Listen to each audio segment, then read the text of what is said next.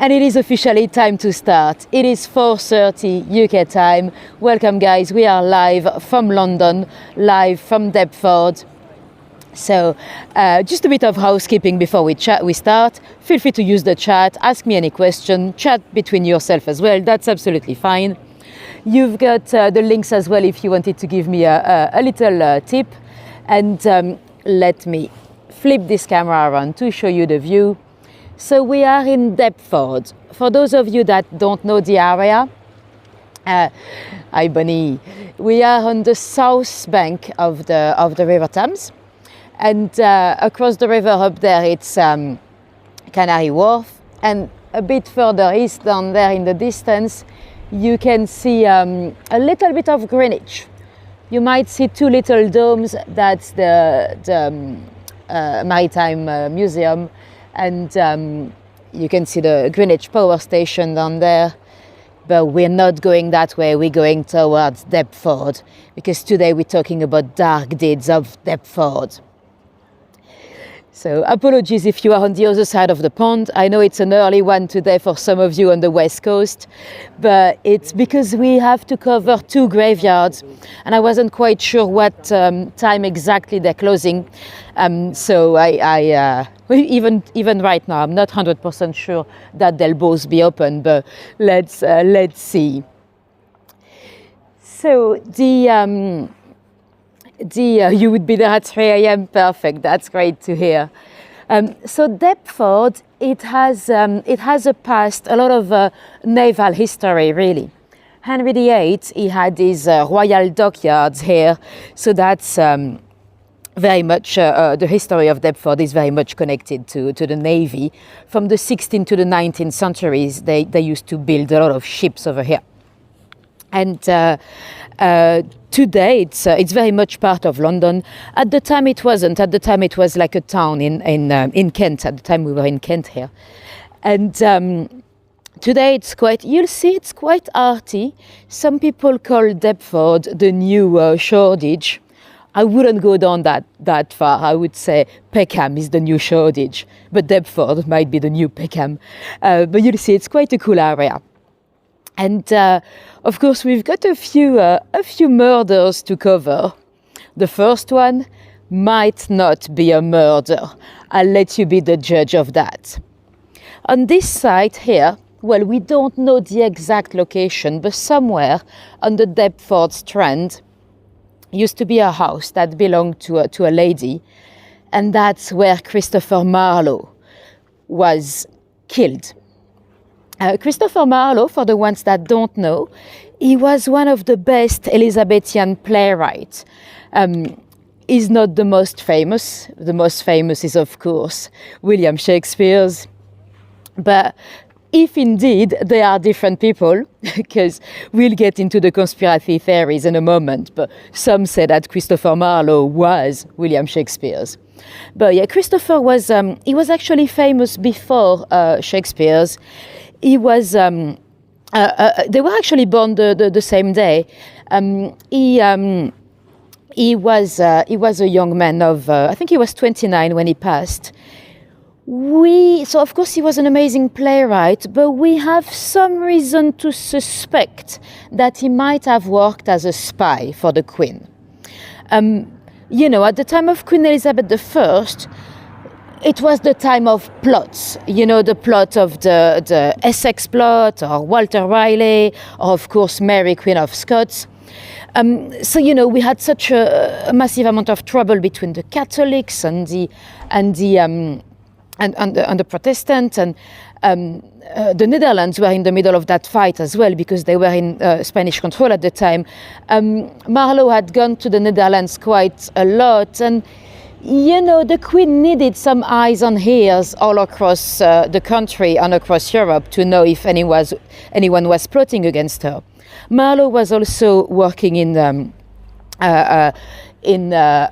translation, so you know, he also had been caught making fake coins, and they decided not to persecute. Why? Maybe because he was protected by someone in high places. Who knows? Who knows? So he was very probably a spy.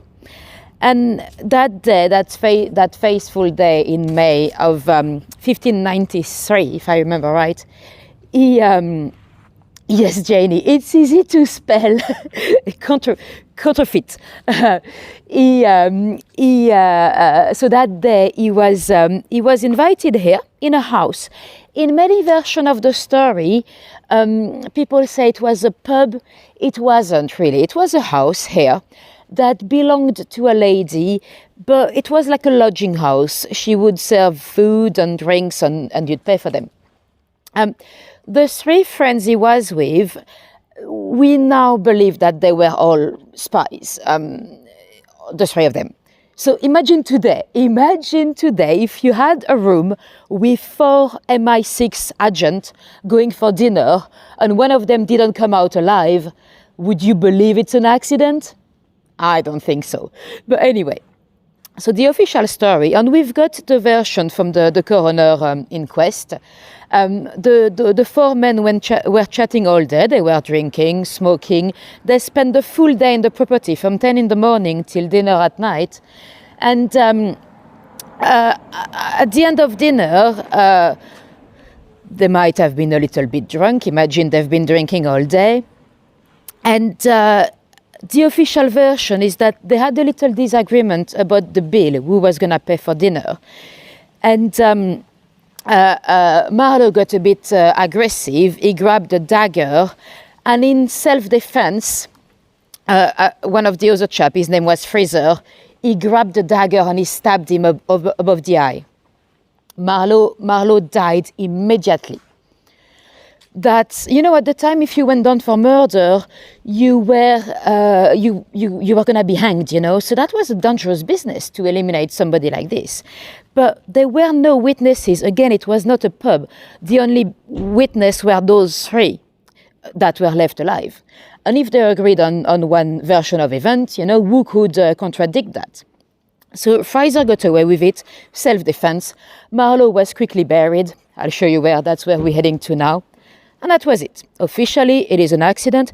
It could be an accident. People drank a lot. People had those daggers at the time. And Marlowe had, in the past, found himself in some violent situations. He was a young man that enjoyed his alcohol. Now, of course, that led to a lot of speculation. A lot of historians are challenging that narrative. The most likely possibility, it might be that he was indeed a spy. And did maybe the 3 men try to convince him to join a plot maybe against the Queen, maybe against Walter Raleigh, one of the Queen's favorite. It is around here that Raleigh famously put his coat down on the floor so the Queen didn't have to step in a puddle of water. It is also here that Elizabeth I, she knighted Francis Drake, the famous explorer. Anyway, let me show you the entrance to the graveyard because it's quite spectacular. So those are the skulls. One of them I've used in the thumbnail of this video. That's from the 17th century. At the time, they used skulls a lot to somehow remind us of our own mortality. So that's quite unusual from this period to have those skulls, but they're quite cool. I wish they were a little bit lower so I can give you a better view. Anyway, let's head in before they close. So yeah, Marlowe, it could have been an accident, or did they try to convince him into a plot, maybe against Walter Raleigh, maybe against anyone, and did he say no, in which case they had to eliminate him? Who knows? We will probably never know. One of the most common speculations, some say that William Marlowe never died. Well, he probably did now, but what am I saying? Christopher. Well, he might have become William Shakespeare, that's why. Some say that Marlowe did not die on that fateful day. How would they have managed? I don't know. Did they use another guy did they kill another guy to pretend to be Marlowe? We don't know. But some say that Marlowe actually escaped. He went into exile. You'd have to know he had been accused of being an atheist. At the time, in Elizabethan time, you did not say that God did not exist.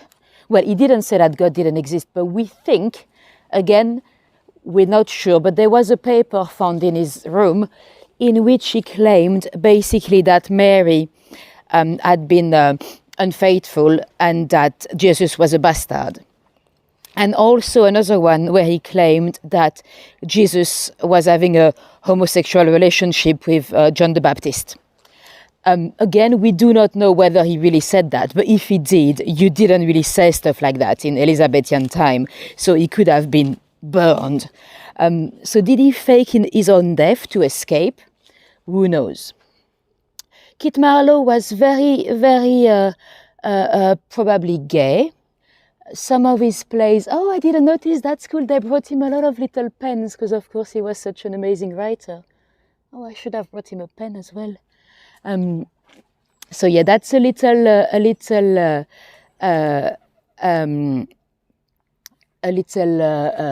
well, we don't know whether he actually said that. The atheist stuff, that's a piece of paper that was found in his possession, but did he actually write it? We do not know. So that's a little plaque for him. It was an unmarked grave, so it's probably not exactly the spot. And because he would have escaped, because he would have maybe exiled himself to, let's say, Italy. Some have speculated, because William Shakespeare's really only became very famous after Marlowe's death. So some have speculated that Christopher Marlowe actually became William Shakespeare's, that he used that name, and he probably used a little guy in London to pretend to be him. It is true that a lot of the plays from Shakespeare's are actually set in Italy or very exotic countries. How did Shakespeare know so much about those countries when he was meant to be here? Was it Marlowe exiled in Italy? Who knows? Who knows? We'll never know. Personally, I have trouble. I'm no expert in Shakespeare's, but I have trouble buying that story because, for the simple reason that some of Marlowe's plays were very gay, like Edward II, very, very gay. Well, we did not have such term as gay in the 17th century or the 16th century, but even in today's standards, they're quite gay. So I find it hard to believe that after being so edgy in terms of homosexuality, and then if he's hiding in Italy using a fake name, why would he never... Shakespeare was never that explicit in terms of homosexuality in any of his plays. So why would he suddenly quiet down in that matter if indeed he was writing anonymously? You know, who knows, who knows? It's one of the big... that's the cemetery you want to visit. Yeah, it's quite cool. It does close. So I don't know exactly what time they close. Because when I was last here to prepare the tour, I did ask the locals, but they all gave me different timing. And there's no official timing. So that's why I had to schedule it at daytime. Right, so let's go a bit further down towards the city centre. Well, not the city centre, but the high street, really. And we've got another graveyard. This one was super cute. So this is, the church is from the 12th century. It's the Church of St. Nicholas. And behind the church, by the way, we're not going down that way, but we had Tsar Peter the Great from Russia that came on and lived there for a little while at the end of the 1700s, 17th century, sorry.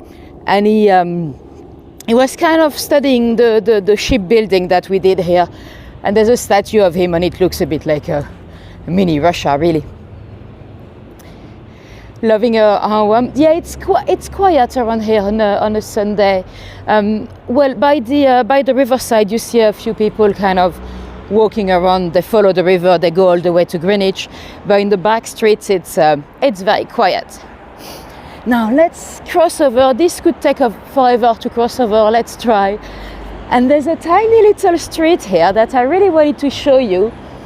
I used to cycle past when I was working at the Curtis Ark. That didn't last long, I only worked there for 2 weeks. But every time I cycled past on my way home, I thought, I need to find an excuse to take you here, because it's an amazing street.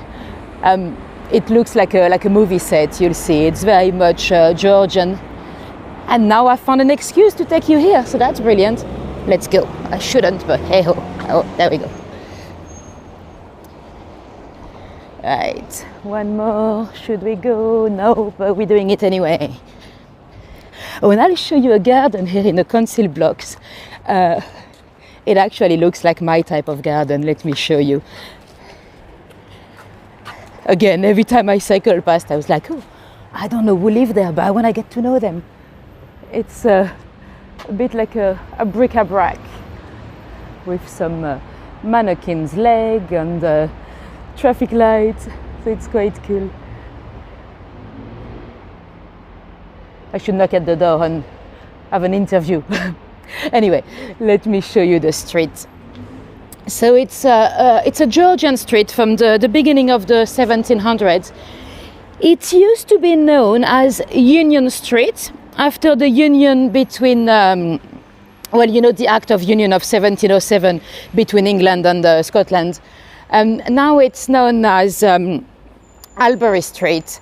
But look at those amazing little homes and the cobbles as well.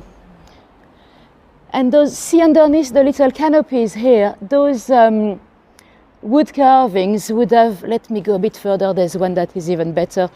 They would have been done by the carpenters that worked on the shipyards here. So to me, I mean, I think they look a bit like figureheads, the ones you have at the front of the ships. Let me go to the last one there, because I think it's really cute. This one looks very much like a boat to me. Apparently, a lot of the captains, the sea captains, they lived on this street at the time. It's a shame we've got some cars, because otherwise, without the modern vehicles, it would really look like a movie set. Oh, you've got some streets in Philadelphia that look similar. Oh, that's cool. There's a bit of a rumor, I don't know whether there's any truth behind it, but some said that the Admiral Nelson, he had his mistress living here, Lady Hamilton, I think her name was. I don't know if that's true. Right, let's go back the way we came from, because I want to show you another graveyard, if again still opened, because they don't have any official timing, which is not easy to plan a tour. So Deptford, as soon as we'll reach the high street, you'll see apparently statistically it's one of the most ethnically diverse areas of London. You have some people from Asia, East Asia as well, from the Caribbean, from Africa, you've got some hipsters as well, because it's becoming quite trendy as well. And it's an amazing mix, really. And of course, you've got more murders. Marlowe, we don't know whether it was a murder, but we've got two double murders coming up. There used to be a canal here as well. The canal was dug. It used to go all the way to Camberwell, where I live.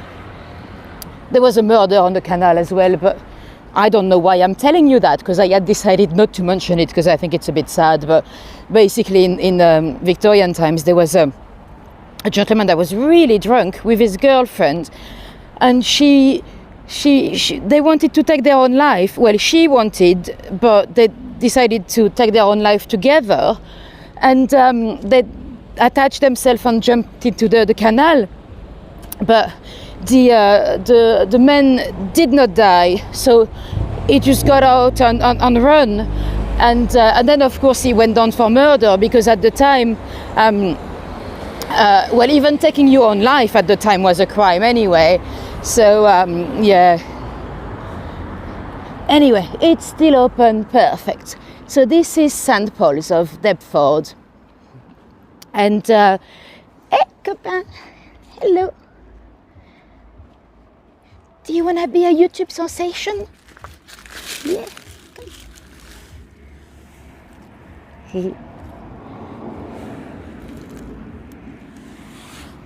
I know where you live. I saw you earlier. You live at the ladies with the nice garden. Yeah, I saw you there. Well, I don't know if you live there, but I know you like the garden as well, don't you? Anyway, we're going to see me Didi. Come if you want. Right, so there's an interesting memorial here. It's the first Tahitian that ever came to the UK. Actually, you might know Captain Cook. He left from here when he went for all those expeditions in the Pacific and Northern America. Well, the first Tahitian that came here, it's also a quite sad story. It was Captain Blinked, I think his name was. They went to Tahiti and it's very sad, but they wanted a cheap way to feed their slaves in Jamaica. And they wanted to import some fruit that grows in Tahiti, so then they could actually plant those crops in Jamaica to have a cheap food for their slave. That's why they wanted a servant. So that was the servant of the king that came on board, and he brought with him his I think they're called breadfruit. I've not tried them myself. They look like you know what's the smelly fruit they have in Cambodia and in Thailand. It's a massive green yellowish fruit and it stinks. What is it called? Anyway, it's the same type of fruit. So they wanted to basically import it from Tahiti to Jamaica, and for that they actually, yes, it looks like a jackfruit. And the king of Tahiti decided to send his servant with them. So the servant came all the way. Oh, durian, that's cool. Yeah, the jackfruit is the one that doesn't smell. The durian is the one that stinks. Yeah, that's the one. So it looks a bit like that. I don't know if it smells like that, but it looks a bit like that. And very sadly, my Didi did not survive. Well, he did survive all the way here, but what happened, he was an early victim of an intent of vaccination. They had tried to to put a bit of smallpox to get him to develop immunity, and that did not work. He actually contacted the disease. You might know a lot of the native from abroad. They were very sensitive to those European diseases, and my Didi died as soon as he arrived here in Deptford, so they've buried him here, and that's why you've got a little memorial today. Well, the plaque is actually fairly recent, but yeah, sad story. An early victim of the early trials of vaccinations. Luckily, after that, they've managed to make some work. And let me turn around so you get another view at the church itself. It is a Baroque church. That's from the beginning of the 1700s.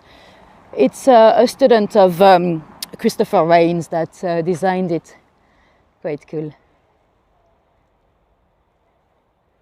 Right, let's go into the high street. Oh, another friend. Hey, come and say hello. I don't know this one. The other one I had spotted him in the garden of the lady with the nice thing, but no.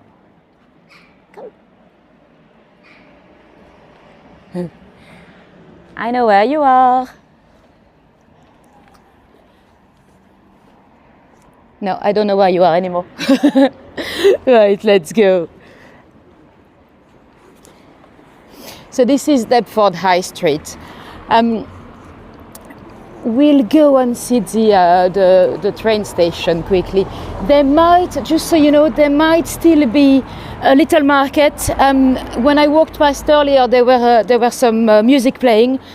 If that is the case, if there's any live music in the background, you know the drill. I might mute you for a minute or two because I do not want to have any copyright claim. So don't get alarmed if you don't hear me at all. I would have muted it for a minute or two. Hopefully it's getting a bit later, so they might not have music anymore. So Deptford was actually on the line of the first trains in London in 1835, and the tract we see today, you'll see at the back, it's still the original one. So that's quite cool. The New York Times said it's the place to visit in London, Deptford High Street. Oh, really? Well, it's. I think it's a very interesting place here because it's somehow being gentrified as well. It's pretty much what happened in Brick Lane years ago. We have a bit of the same happening here now. I'll try to cross. Right. So I'll show you the market yard. The market is gone. There was a bit of an antique market an hour ago, but it looks like they've packed up their stuff.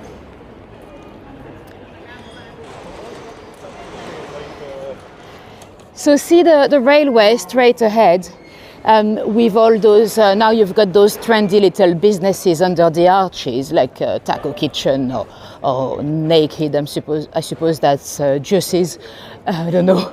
And that's the oldest railway track construction in London, so that's quite cool. It used to go all the way from Greenwich into what after this is, I think it goes towards London Bridge and all that. And today it's very much gentrified. Anyway, we're heading towards another murder location in a council estate just off the High Street.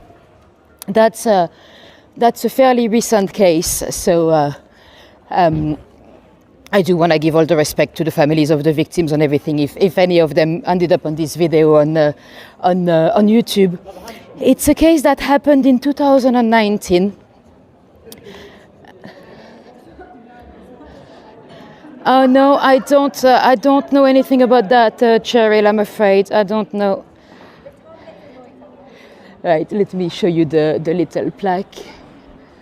So yeah, the gentleman was called Noel Brown. He was 69, I think. Quite a normal guy, let's say. He was living here in the council block in Deptford. He had very much of a routine. Every morning he would go to the bookies. You know, we have a stronger betting culture in the UK, so we have a lot of those betting shops. You know, if you are from the UK, you probably find it completely normal, but it's not everywhere. You know, coming from France, when I first moved to London, I was like, what are those shops? What do they do? You know, Paddy Power and because we just don't have them. We've got some.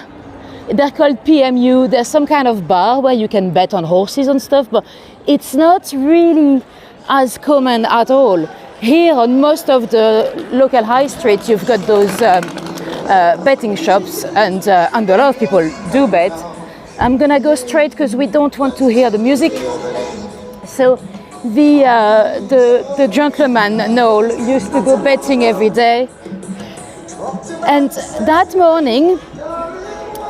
His neighbor Jenny, she used to come and knock at the door and they'll go to the bookies together. He did not reply, he did not open the door, which was very unusual because he was a gentleman of routine, you know. He didn't really go away on a holiday or anything without saying, and He had lived there for a few years. No worries. He was originally from Jamaica, and the neighbor got worried, but he could have just been busy that morning. And then the next day, his daughter, let me do a little pause in the story because I want to show you some interesting street art. It did make me smile when I discovered it earlier. I'll just let the car go. Actually, you know what? Let me show you the top. I'll make you guess. Do you know? Oh, you've seen the name, too late. I was gonna say, do you recognize that Tommy? But I think I've just put the name on camera. Do we know who that Tommy belongs to? Any guesses? Exactly, so that's Henry VIII, and that's an interesting canvas. And then if I zoom out, Henry VIII had a full English breakfast on this side. It's a joke, I mean, there's no connection to any breakfast here. Well, Henry would have been around here at some point because he had his royal dockyards here, but that's quite an interesting. And they use the same blue as the, when you have an English heritage plaque. So interesting street art, really. Anyway, back to Noel. So Noel didn't go to the bookies that morning, and then the neighbor had a phone call from Mary. She was the daughter, and she was calling Jenny, the neighbor, because she had not been able to get in touch with her dad, and she was a bit worried. And Jenny was like, "Well, I've not seen him either. I've knocked at the door this morning to go on to go to the bookies, and he didn't open." So Mary she lived quite close. She lived in Peckham. She was in her 40s. She was a lovely lady, very popular in her area. I think she worked in a nursery, and she was like, "Okay, tomorrow lunchtime I'll jump on a bus from Peckham to Deptford, and I'll go and check, what's up with Daddy." And she actually told her daughter as well that she was going to visit her dad to see why he was not picking up his phone. And her daughter was at uni. She was like, "Okay, let me know how it goes." And then at uni, the daughter did not hear anything back from her mum. When evening came, she was like, "This is very odd, right?" She was meant to let me know what was up with Grandpa. So I guess this is the bookies, Paddy Power. And this is actually an interesting building because somehow it's connected to this murder. And also, if you look above, you see the little sign. So it used to be a pub, the Deptford Arms. But before to be the Deptford Arms, it was the Duke of Cambridge. And the Duke of Cambridge pub is actually connected to our next murder story. So this little building is actually connected to both stories. So that's quite cool. Anyway, no one heard from Mary either. So that was really odd. And Mary's daughter decided to call the police. When the police got into the flat, it was a horrible double crime scene. So poor Mary had been strangled. She was still wearing her jacket. So as soon as she got into the flat to check on her dad, she was straight away targeted by the killer. And her poor dad, Noel, sorry, not Neil, it's Noel, like Christmas in French, Noel. His body was in the process of being dismembered in the bathtub. Now, I'll show you the site. I don't want to hang around here too much because, it's a council estate. I don't want them to be like, "Why are you filming my building?" And some people might not know about the case. So if you live in there and you don't know, it's probably better for you not to know. But it's basically just here. So that's it's called Newbutt Lane. And I'm guessing it's either the building straight ahead behind the van or the one behind that. So the police was puzzled. They just couldn't understand who would have wanted to murder this lovely popular lady and her dad. They looked into Mary's history and relationships, and really they could not find any reason why anyone could possibly want to murder Mary. She was a very, very popular lady. And when they looked into Noel, well, Noel was actually out of prison. He had got out of prison in 2004, where he had been incarcerated because of some sexual aggressions on 2 young girls. But that was, years before. That was like 13 years before, and he had paid for his crimes, and So was this linked? The police actually looked into his betting habits. Did he win a lot of money? Did they want the money? But when they looked into that, he was really not betting much. He was a man of routine, so he liked to go every morning, but really he didn't make any money. And eventually they had not much to go on, really. There were some CCTV cameras, but typical, the camera that actually faced Noel's flat, that was the only one on the estate that was not working.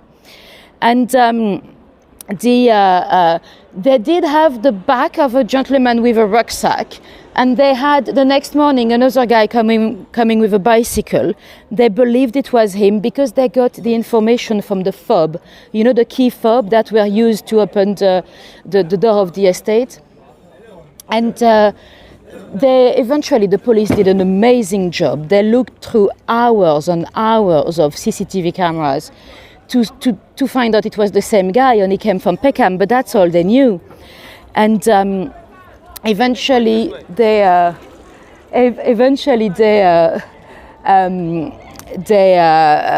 went with there was a little trace of DNA in the flat that had not been linked to anyone, but it had been linked to a robbery in West London. So someone with that DNA had already committed a crime, but they didn't know who it was. And they went with, I think it's called mitochondrial DNA, when you look for family relations, so you look for a partial DNA, and that gives you hundreds of people that might be somehow related to that person. They first found a lady in Birmingham, and that lady did have a dad that used to live in Deptford, so they were like, yeah, we've got it. And then they realized there was nothing there, no connection whatsoever. And then they ended up finding a link of Mr. Henry in Peckham. And when they called Mr. Henry, straight away Mr. Henry was like, is it to do with my son? And yes, it was indeed. They concluded that his son would have been very probably the murderer. And the thing is, they could not go and question the son, Nathaniel, because he had just gone missing 2 weeks earlier. He had, they had found it. They had found him. They found his body in a cupboard, like an electrical cupboard. Overdose, so he very probably took his own life.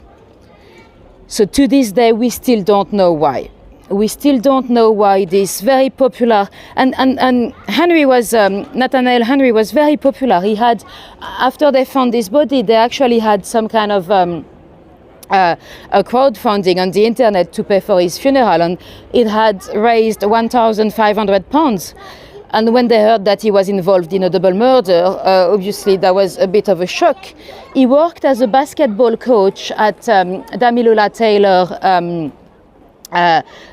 training ground in Peckham. And, lovely gentleman, never would anyone have expected him to commit a double murder. And still today we don't know. He probably felt extremely guilty about, we can kind of guess the scenario.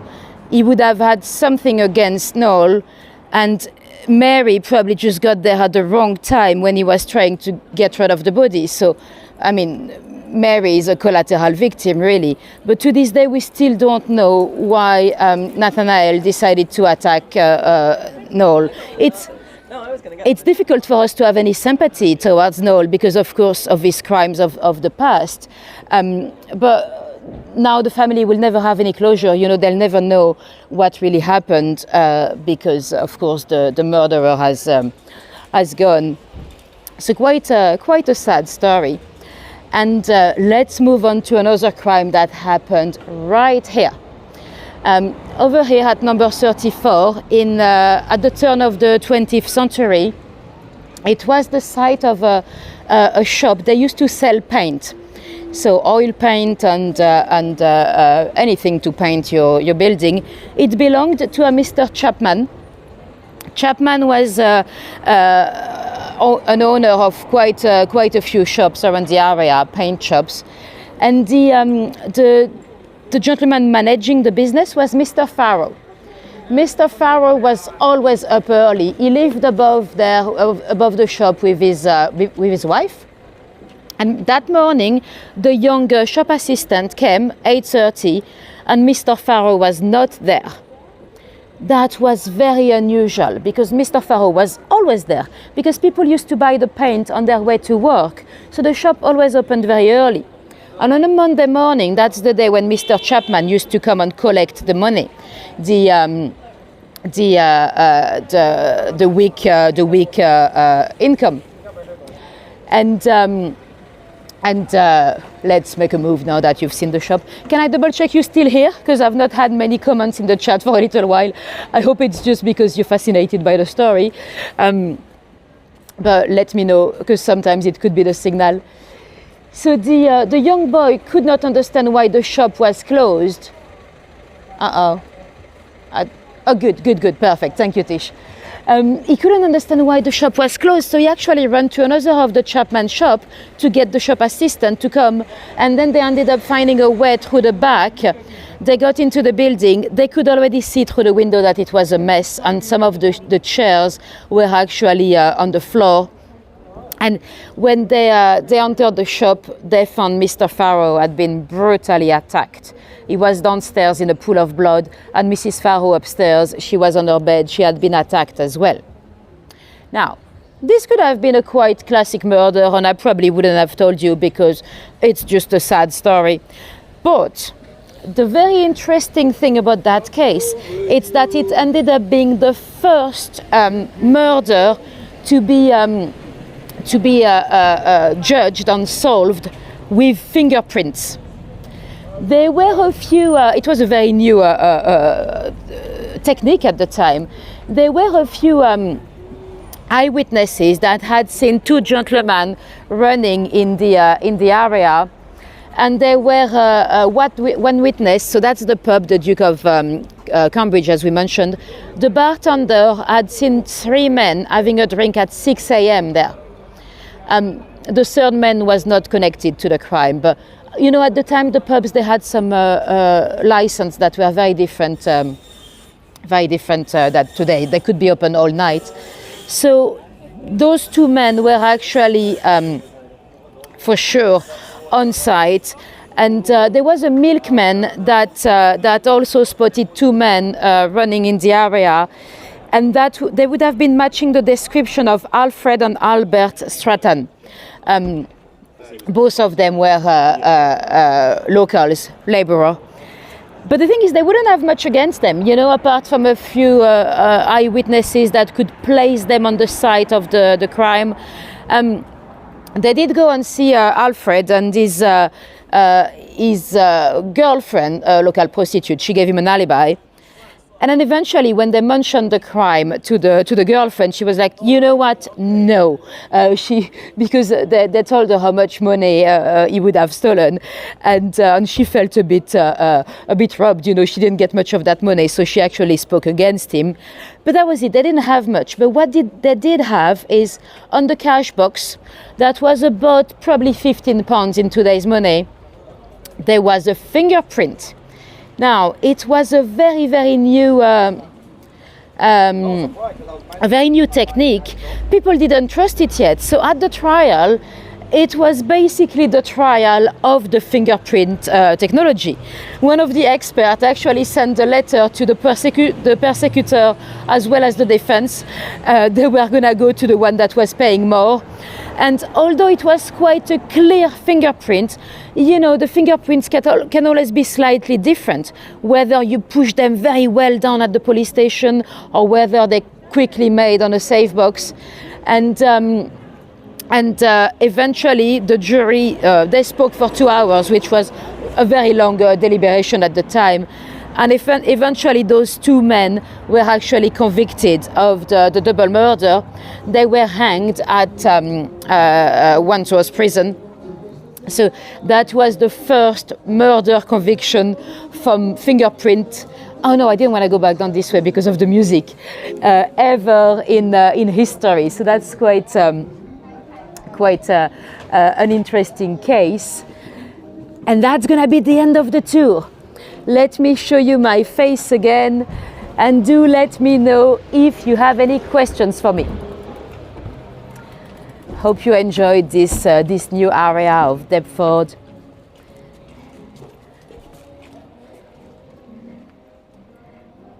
It's not too far from me. I actually live 15 minutes away in Camberwell.